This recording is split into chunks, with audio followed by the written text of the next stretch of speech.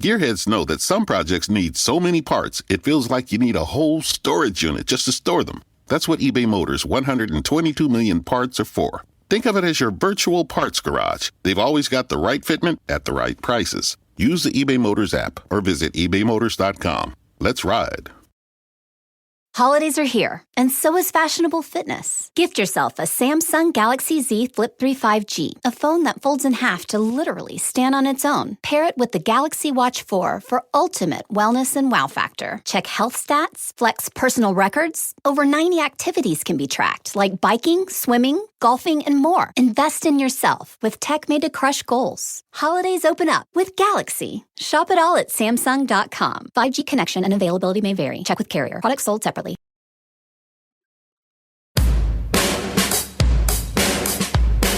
Hey everyone, this is the Almost World Podcast. Bringing to you mind-blowing interviews with guests from all over the world. So settle down, relax, and enjoy the show.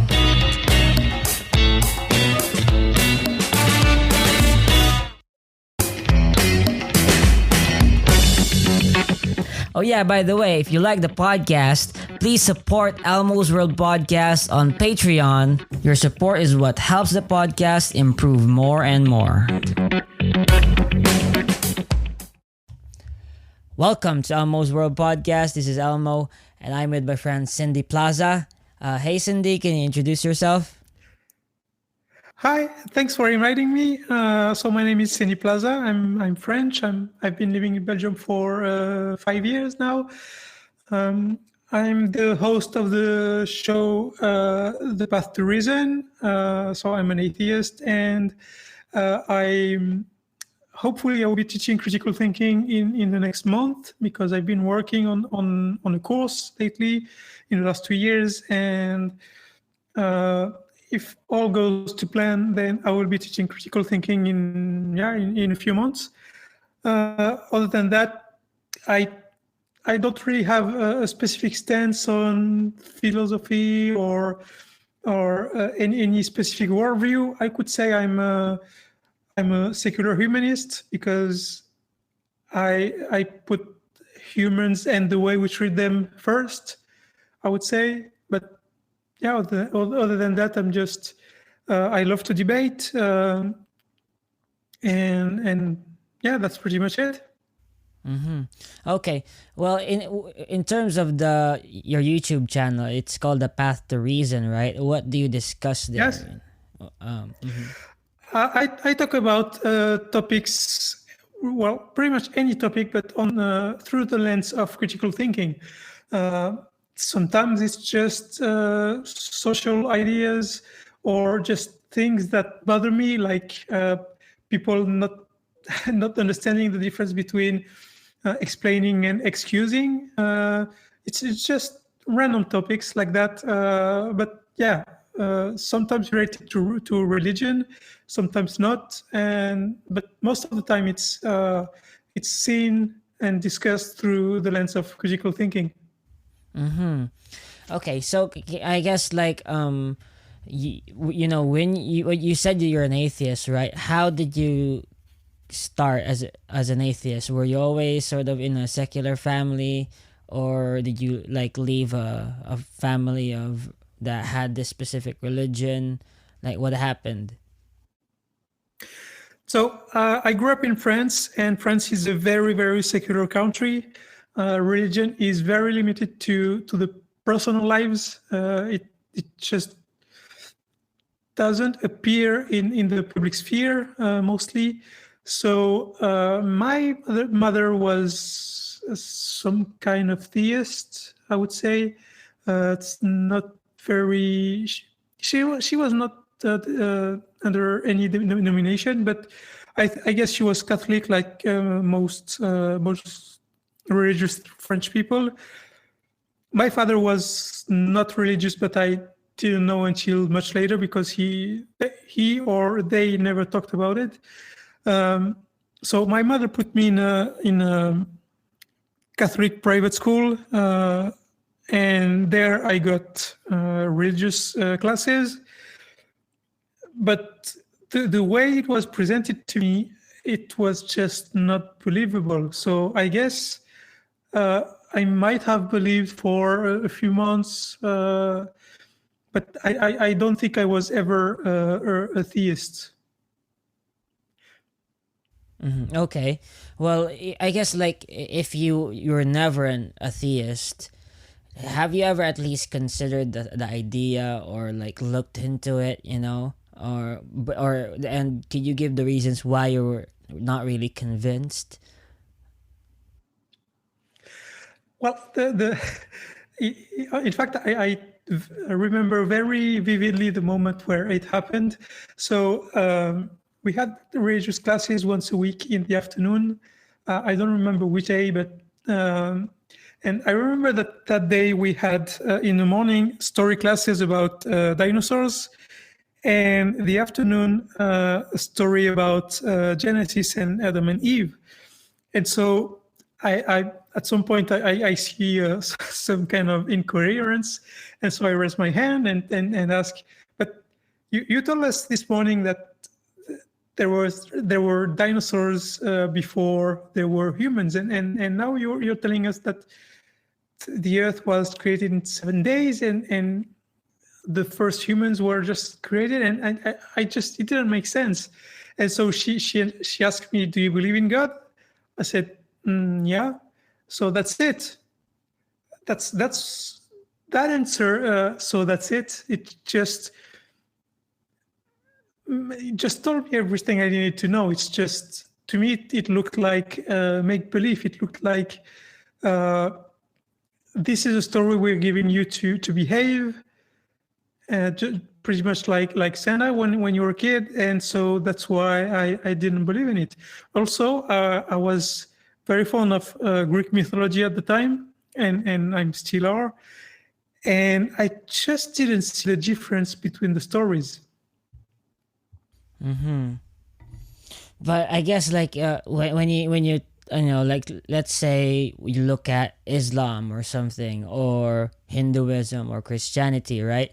They might have been at least like misrepresented by the professor that you have had a conversation with, but maybe there are better answers than what was presented to you at that time. Did you ever at least like reconsider, or maybe I need to actually dive into this and not just, I guess, expect from this one person?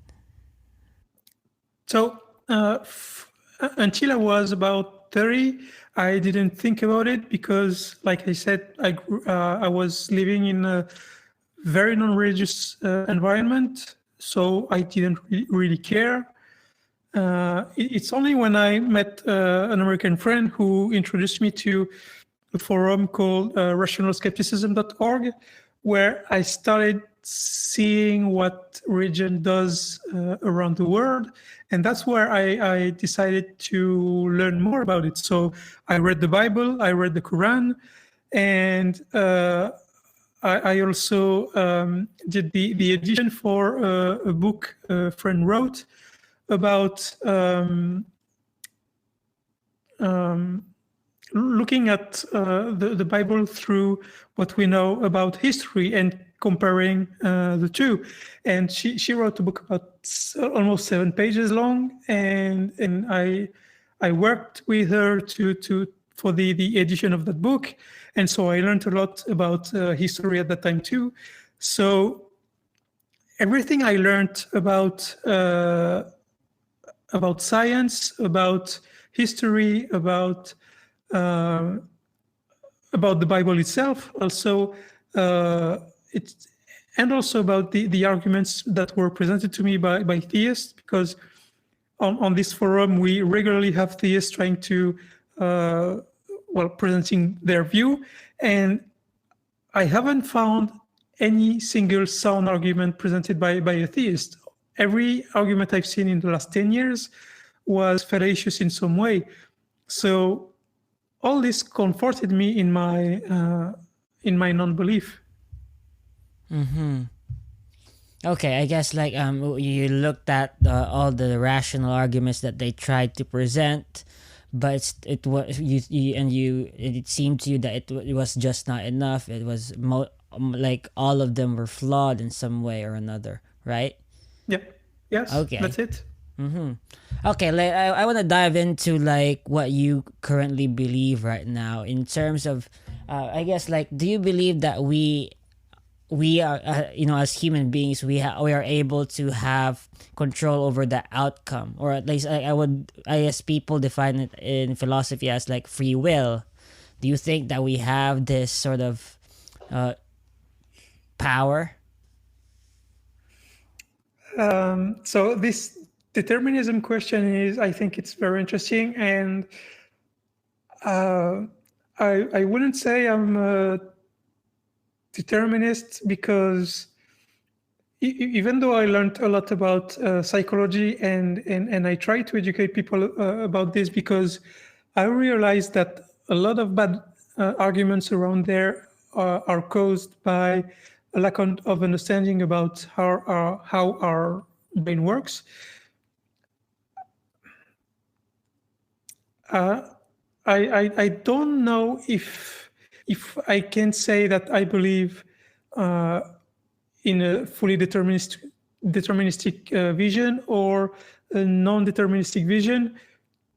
I don't think it's relevant, though, to be honest, because even though we assume that we are totally determined by our past, by our genetics to do what we do, we still live in a world where we have to take responsibility for our actions.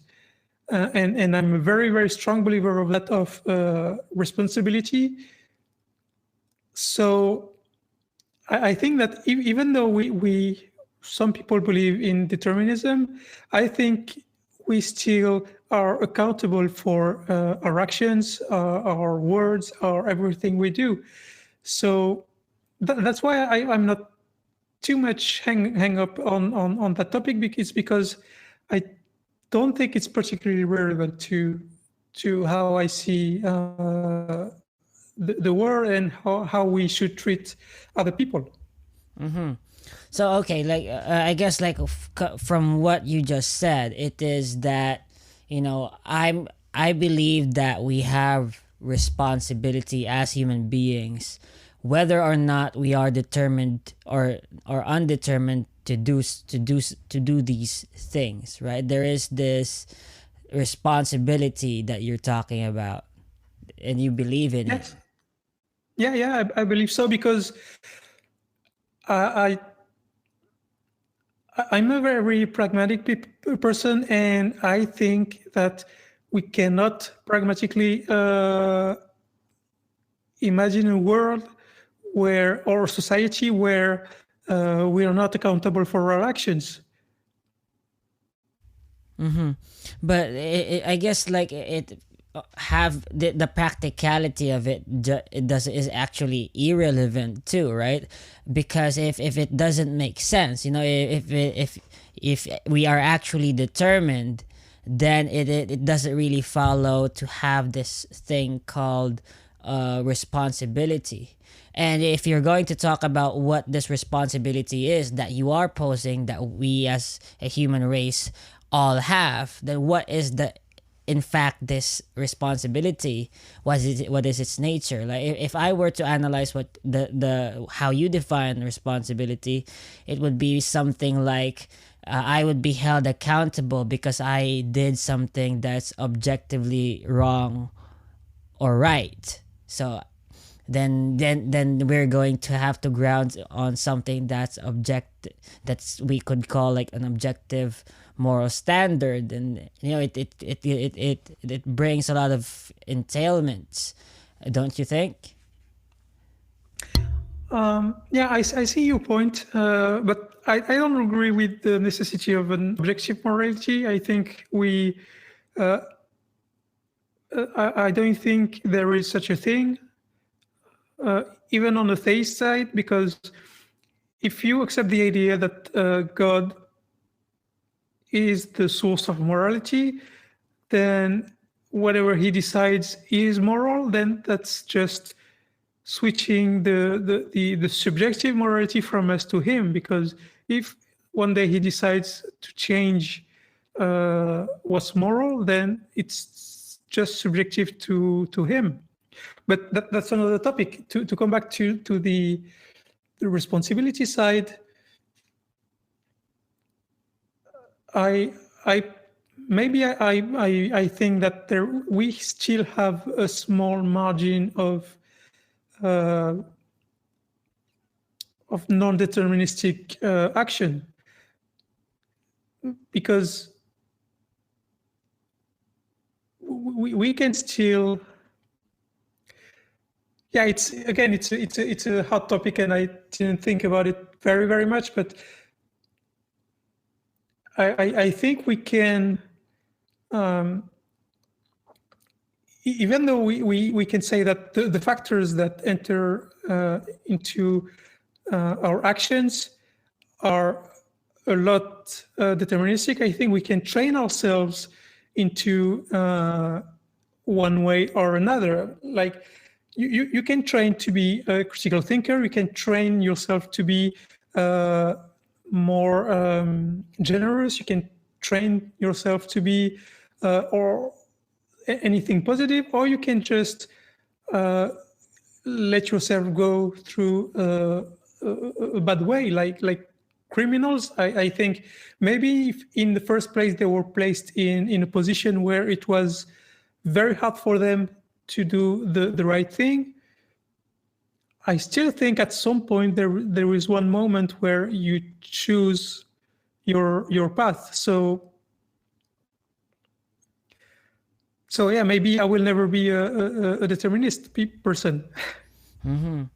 Yeah, I guess, like, if I'm, I did ask you, like, earlier, if you're an atheist or not, and yes, you are an atheist. So I'm just looking at how can responsibility arise from a worldview where there is no God, right? If there is no God, then everything is just based on our subjectivity, right?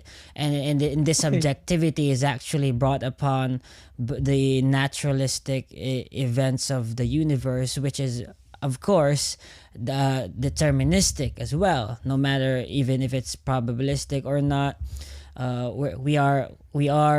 If there's no God, then we're all determined, and if we're all determined, then every action that we have doesn't really entail this inherent thing that we should be held accountable for things that we've done.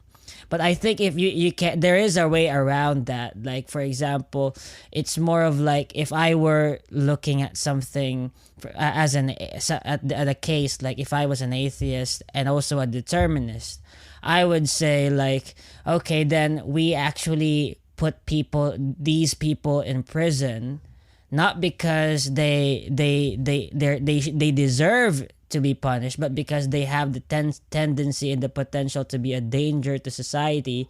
Therefore, we are gonna isolate or rehabilitate them to I guess to reduce that tendency and protect the rest of society. In that sense, that could work, right? In a deterministic and atheist worldview. But do you agree, or, like, do you still believe that in terms of responsibility, people actually need to be, like, punished because they deserve to be punished? Because I don't know how you could arrive at that from an atheist worldview. That's an interesting question. I never thought of it like this. What I can say is, again, that's my pragmatic side, is that as long as we share a space with other people, we need to set boundaries. And to me, those boundaries are determined, maybe that's not the right word here, but are the consequences of two things. First, it's the golden rule, that don't do to others what you wouldn't like to be done to you, and the fact that we have empathy. And I think that any rule that governs any society is derived from those two principles. So the question of whether we punish someone for their actions in addition to protecting society, I thought of it this way before you asked the question, to be honest. But I would have to think about it a little bit more, because you raised a very interesting point. But as long as I think that we have some sort of say in our actions, then yes, there is some accountability, and then we should punish people for bad actions. But again, I think we should emphasize much more on rehabilitation than we do in our societies. That's the most important part, because since we know that there is a part of deterministic determinism in our actions, if we want the person to not commit the crime again, then we need to correct what led this person to act this way. Otherwise, we just putting people in prisons and just lock the key and lock the door and toss the key, and that's I don't think that's a good way to work. Okay, yeah. I want to ask you about you teaching critical thinking. Like, what's the course specifically about? And like, how did you come up with that idea? So I came up with that idea because after a few years on this forum I mentioned earlier, I came to realize that almost all the problems we face as humans is caused, at least partially, by lack of critical thinking. If you look at criminality, if you look at fake news, if you look at education, all the problems we face tend to be linked in some way to critical thinking. If you look at discriminations, for example, all of them are linked to a bad idea in the first place. So, for example, if you're a Nazi, you think that black people are different than white people and inferior, which in fact is not true.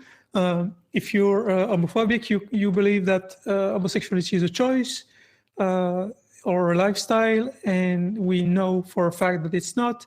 So all the discriminations are based on a lie, and if we get rid of the lie with critical thinking and education, then we get rid of discriminations.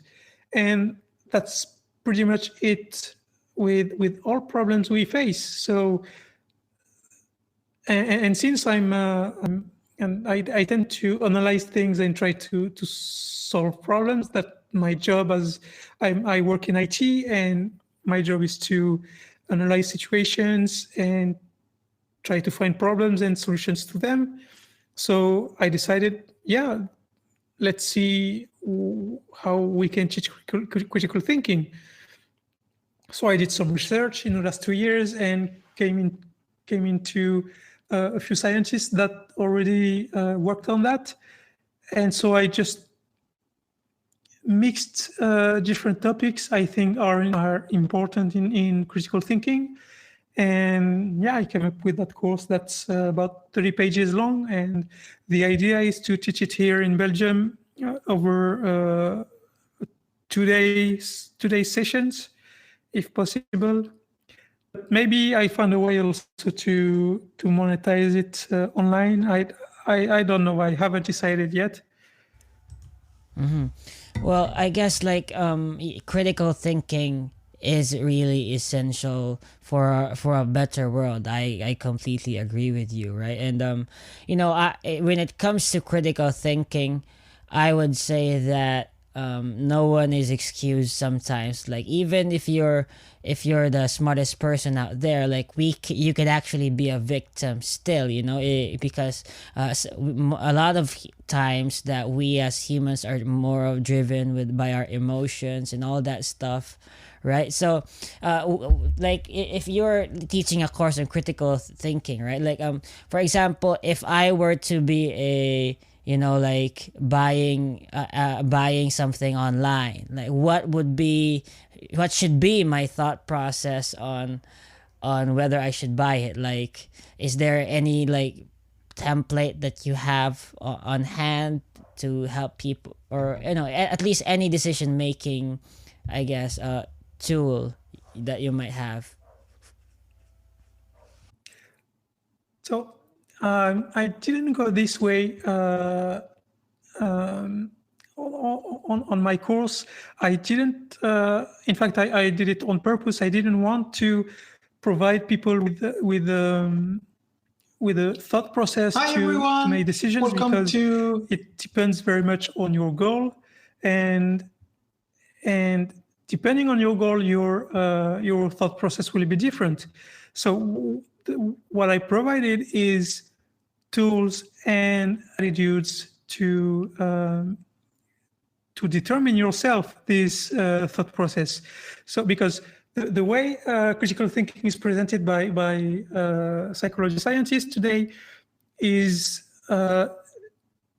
2 or 3 different types.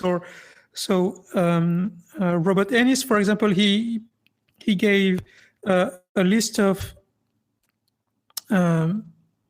attitudes and aptitudes. So according to him, critical thinking is a set of tools and also a set of mental postures, we could call that, meaning that you can learn all the logic you want, you can learn all the cognitive biases, but if you're not willing to put them in place and use those tools, then it's useless to you. So you need at the same time to learn to implement those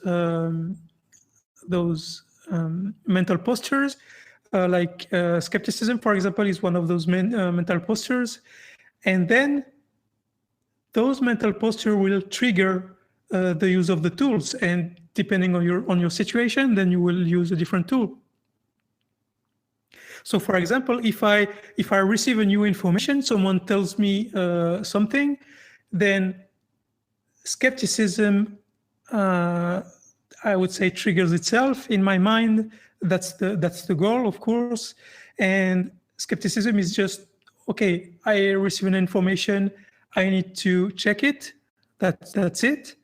And then, depending on the claim, then I will use different tools to evaluate the evidence I have for this claim and the importance of this claim. And according to those 2 criteria, I will make an assessment of my acceptance of this claim. Mm-hmm. Yeah. Well, I guess, like, when you talk about skepticism, I guess it goes down the route of like something like a Socratic method, and just keep asking questions, maybe even on your mind, and I guess that when you start to ask these questions and you demand answers, I think that's one of a good way to arrive at the truth, right? And in terms of critical thinking as well. Yeah. Critical thinking is just a path to the truth, and since we are extremely fallible beings, then we will do mistakes. We will get things wrong, and we need to acknowledge that and accept it, and be able to say, I don't know, because sometimes we just don't have enough information to make a judgment. We need. I hear people sometimes saying we need to be humble, and I think it's the other way around. It's when you start learning critical thinking and applying it, then by definition you become humble. That's how I see it. Yeah. Well, I guess like one important aspect of society right now that we also need to apply critical thinking to is something you mentioned at the start, which was that you were, I guess, discussing about secular sexuality. Am I right? Yeah, it's the ACA show called Sexuality. Yeah. What's it about? I'm not familiar, and can you talk about it? So it's a show where people. It's a call-in show, just like the Atheist Experience or Talk Hidden, and it's a show where people call and ask questions or talk about their experience as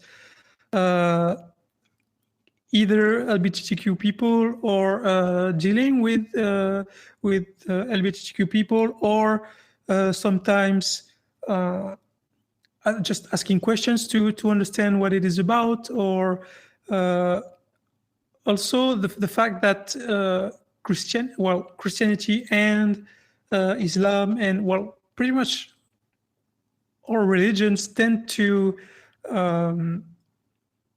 weaponize sex and whether it's sex attraction, the sexual acts, they tend to be very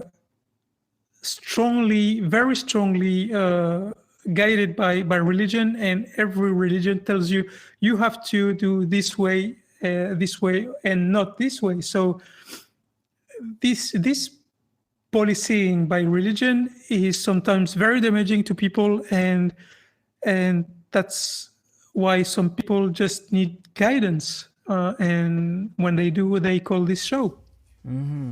Yeah, I guess like are you familiar with the particular standpoint that the show itself has? Like for example, gender is just a social construct, or that they're an atheist YouTube channel. Or is there any particular belief system that they hold on to? So yes, it's an atheist-based show, but it's also evidence-based. So we know for a fact that homosexuality is defined around 25% by our genes, especially 5 genes. We also know that it's around 30 to 40% linked to hormones. And the rest is linked to our environment in utero. So we know that for a fact because of studies we've done regarding this. Gender is a social construct. We also have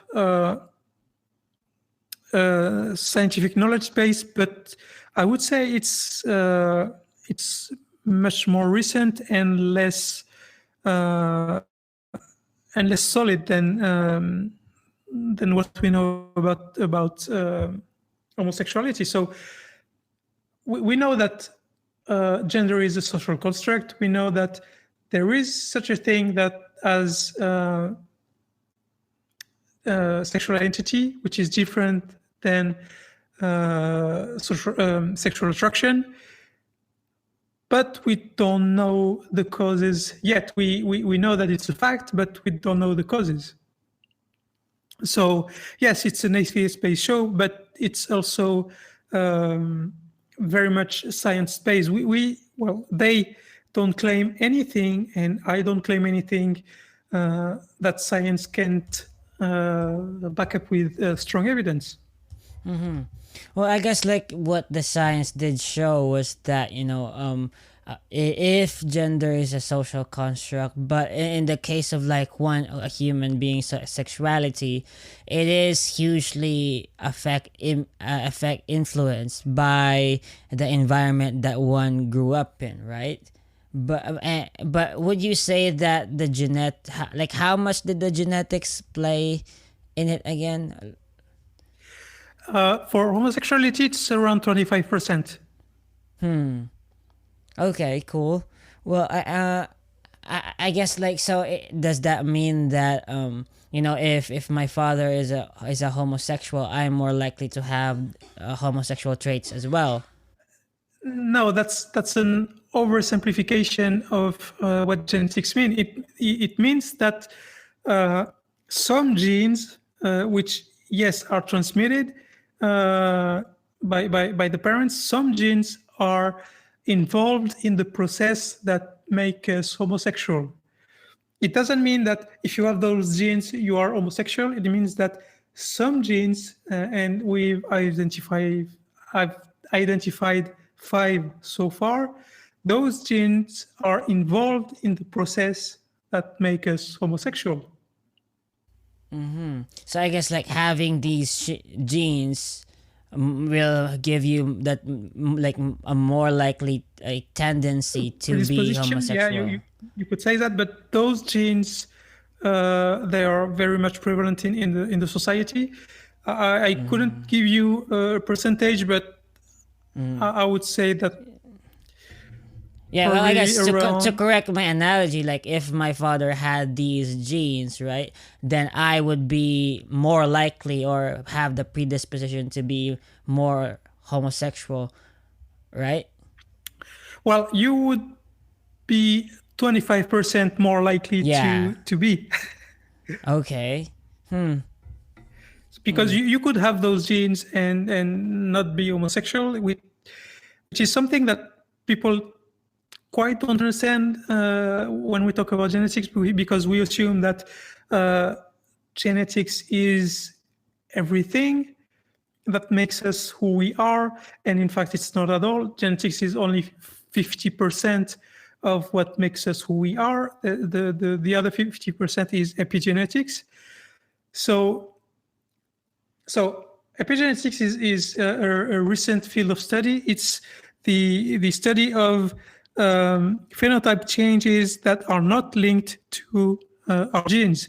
It means that so phylogenic changes are any physical or mental changes, like the color of the skin, the your size, the color of your eyes, the way your brain will evolve. All this is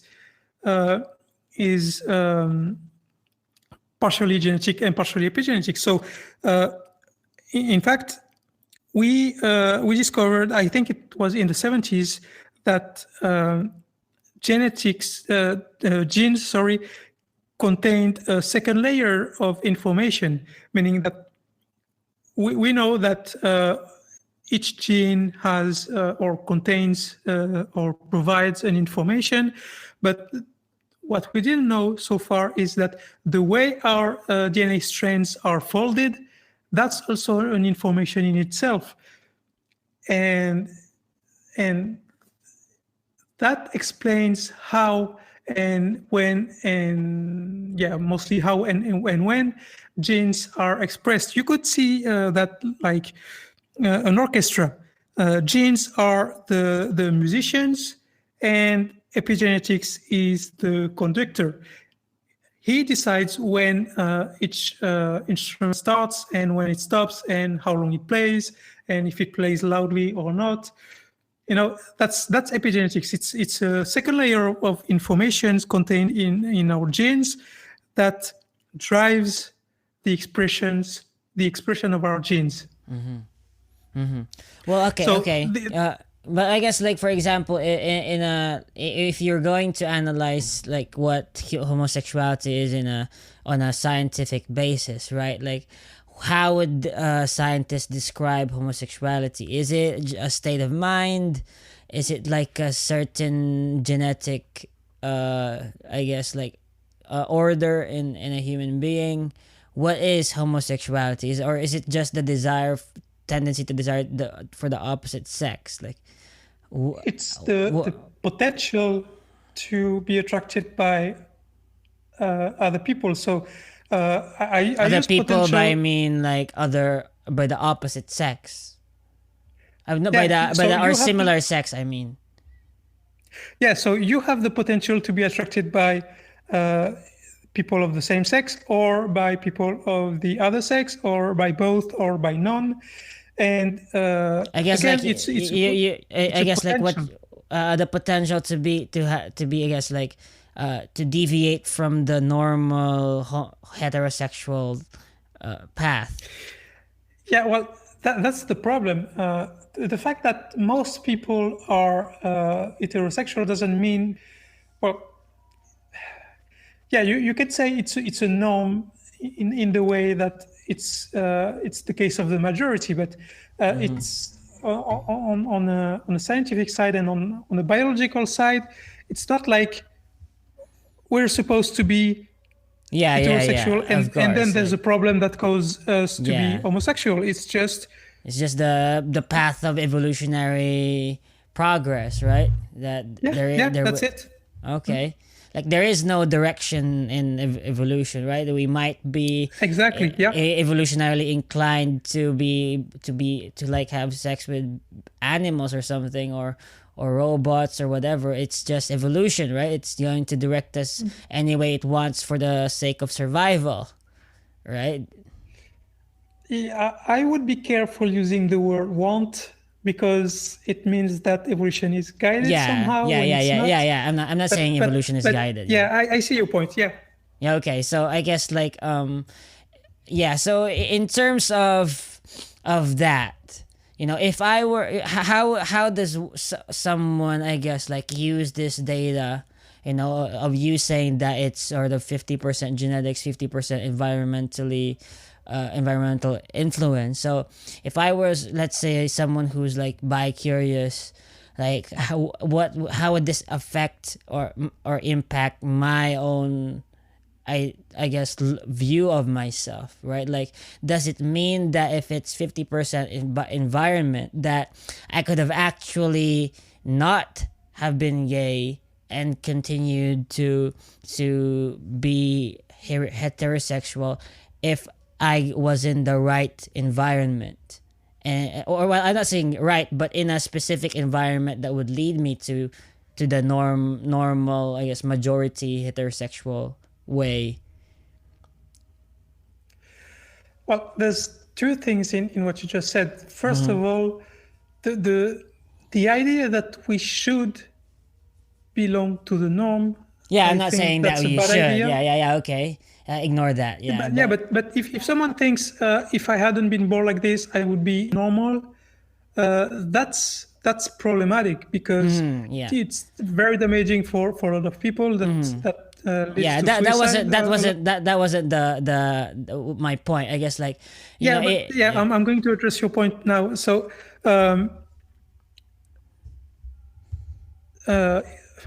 let me try the best way to formulate this. We all are the result of our environment. And when I say this, I mean the environment before we were born. So you could say that maybe if I grew up in a different environment, I would be taller. Or maybe if I grew up in a different environment, I would have bigger feet, or or bigger hands, or so as much as you could think like that, I guess nothing forbids you to think like that. I really don't see the point, because yes, you were born in a certain way because you were submitted to certain characteristics, and if those characteristics were different, then you would be different, of course. But yeah, since you cannot intervene on these characteristics, and you cannot change them, so yeah, what's the point? It's but like, I guess, like, it comes to the question of, was I born this way? Well, you're not. You were actually raised this way. If it is like sort of 50% environmental influence, right? No. When I specifically said environment in utero, speaking about homosexuality. So it means exposition to certain hormones. It means maybe what the mother eats, the climate of Which is of that environmental period. influence as well.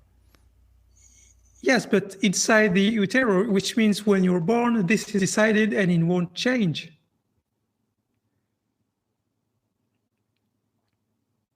That's the reason why I used the word potential earlier, because some people have the potential to be attracted by both sexes, for example, but because they were born in a certain society, they will believe that they only attracted to the opposite sex.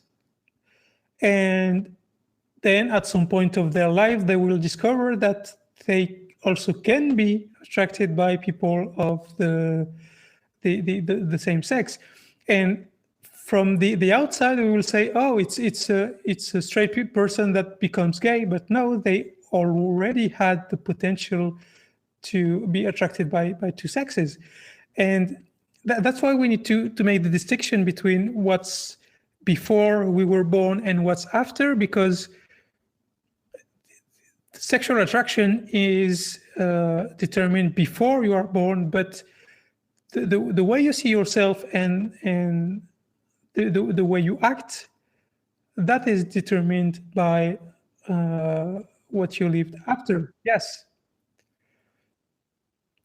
In fact, I saw recently a picture that explained this very, very well. It says that you have, I think it was 5 different things. So you have sexual attraction, you have sexual behavior, you have sexual identity, you have gender identity, and you have something else.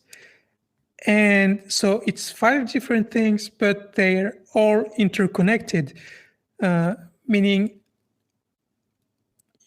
you can be only attracted to men, but only have sex with women because you conform to the environment you grew up in. You see, it's those things are set, but the way you behave is determined by your environment. But again, these 5 things are not connected to each other. Meaning, it's not because you have a gender identity that's male that you have a sexual attraction to necessarily males or necessarily females. It's 5 different things that make you who you are. Well, I see what guess I mean? like yeah, I guess if you're gonna remove the epigenetics, right, or the before you were born, which if what you said that what before you were born affects is it's where you're sexually inclined to be attracted to. But after you're born, what is decided is how you behave, right, and how you react, and because of how you're raised. So does this mean that people could I'm not saying should, but could have behaved differently after they were born if they were raised in a different way, and whether or not they have the potential to be sexually attracted, that I guess that would be irrelevant here. But that the fact that you being raised, in this certain way could impact how you behave in express your sexuality.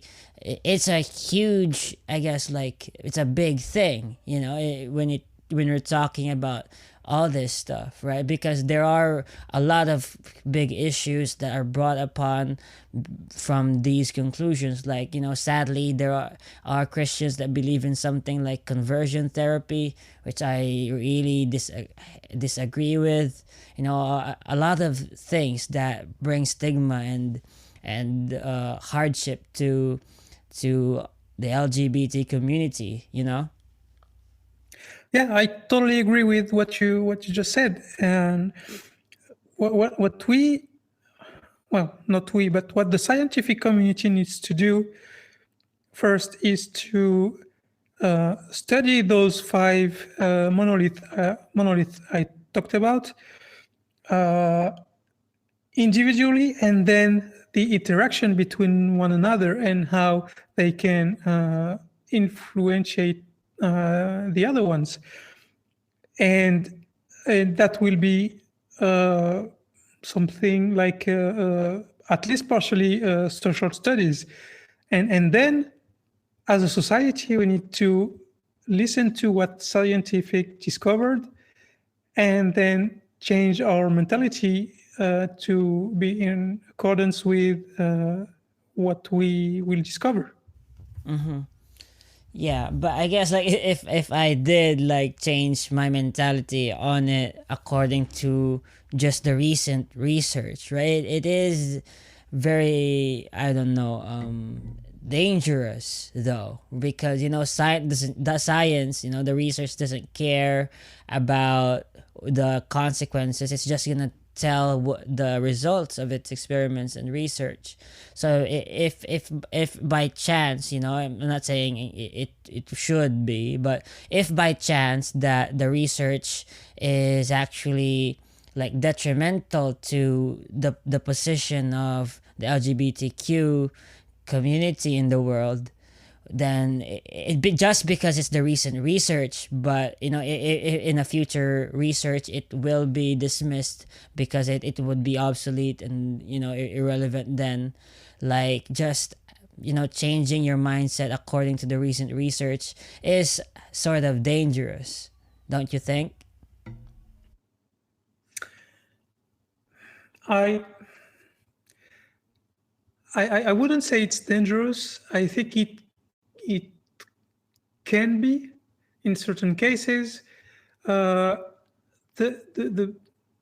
what we need to focus on is how science is done, because science is a process, and this process is done by people, and people are fallible. The process itself is not. But people who do science can be wrong. We remember Andrew Wakefield and his bogus idea that vaccines cause autism. So there are crooks everywhere. There are people can do mistakes, but knowledge is cumulative. So when new information comes up by a new discovery in science, we put it into context with what we already know. So it's extremely rare that one discovery comes up and contradicts everything that's been found so far. If you look at Einstein, for example, his theory of relativity, it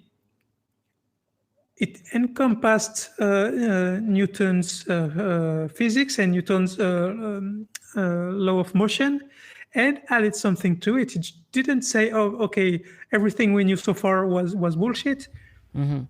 Yeah, but I guess Therefore, like just you know, when you did say that, you know, humans are fallible, and you know, just the scientific method is just a tool for all these infallible these fallible humans. Like, for example, like when you look at the Darwinism in the times of, you know, when the fascist governments were in place in, let's say, Germany, right? Like, and even like places in Europe, you know, people had thought at that time, you know, using the scientific method that homosexuality was a disease, right? So there are, I guess, when it comes to the scientific method, it sure is useful and practical and very helpful for society, but I guess like when it's put in the hands of humans, and it's not exempt from the dangers. And yes, you did say that it can be dangerous, but like my real question though is that should I change my personal worldview according to the recent conclusions of these fallible scientists? Like when and then when they have the next research, then I'll change my worldview again, and then the next research conclusion I should change again, or should I have this objective stance and actually stay on it? So I'm going to go back to what I said earlier about skepticism. So I explained that skepticism is basically regarding one claim, you evaluate the evidence for this claim and you evaluate the importance of the claim, which are two. It's not 1 or 0. It's any number between 0 and 1. It's a percentage. For example, you can have a totally mundane claim, which would be around 0 in terms of the importance, and you can have a very strongly supported claim where you would say that the evidence points to 100%. So then, once you evaluated those two numbers, then your confidence in the claim is somehow an average of those two numbers. Well, not really an average, but it's a number that's calculated based on those two numbers. So if you have a very mundane claim and you have strong evidence, then your confidence will be very high. If you have a very extraordinary claim and you have very little evidence, then your confidence should be low. So in the case of your question, then you would have to evaluate what the science says today. Is it just one study? Is it 10 studies? Is it 1,000 studies? Is it do they all point to the same conclusion? Do they are they serious, or are they were they done in a proper manner, or were they butchered, or all this needs to be taken into account, and then according to this you say, okay, I believe it 50%, I believe it 100%, or 0%. And each person needs to do this job on their own. So how do you do it? How do you measure the body of knowledge of science? Then most people cannot do that. I can't do that. So you need to, over time, build, I would say, a portfolio of people who are knowledgeable enough on the topic and who don't have an agenda to push.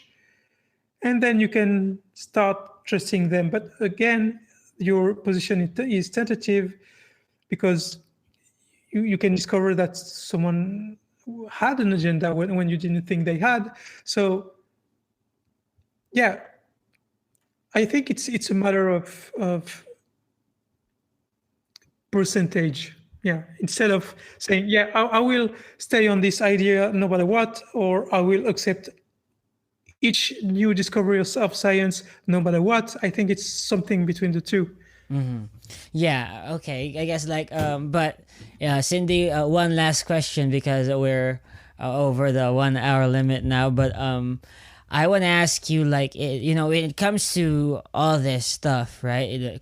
I guess that critical thinking, I think, is essential when it comes to defeating these big enemies that humanity has now, which are like bigotry, racism, discrimination, and which are the sources of oppression. What would you advise to people who are embedded in these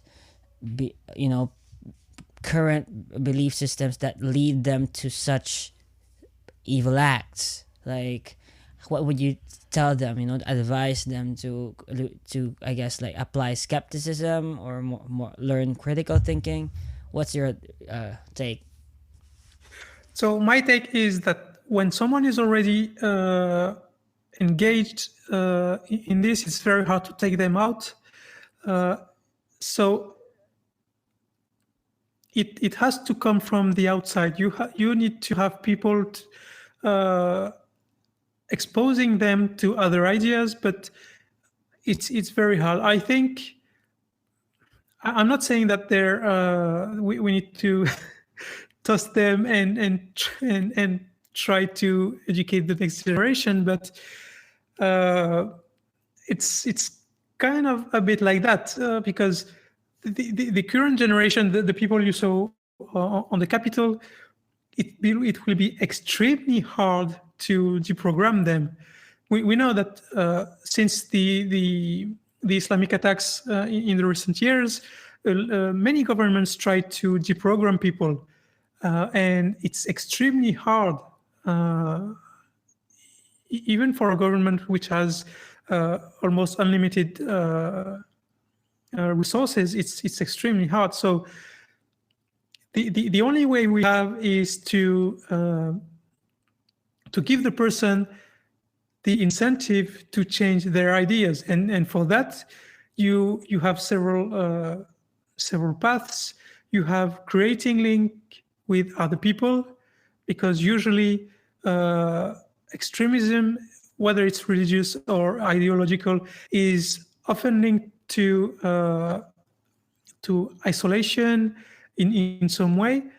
So in fact, it's a little bit like addictions. We need to treat extremism the same way we treat addictions. It means we need to give people the incentive to create link with other people, to have emotional support from other people, to be able to share what they feel to other people, and that's what leads mostly to addictions and extremism.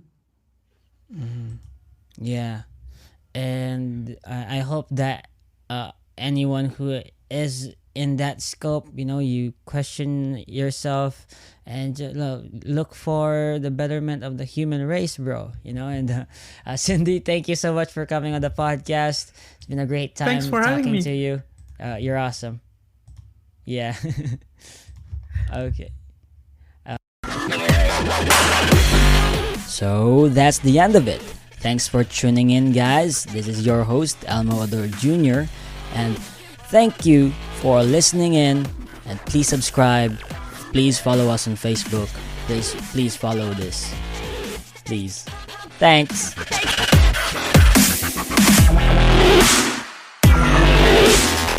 Gearheads know that some projects need so many parts, it feels like you need a whole storage unit just to store them. That's what eBay Motors' 122 million parts are for. Think of it as your virtual parts garage. They've always got the right fitment at the right prices. Use the eBay Motors app or visit ebaymotors.com. Let's ride.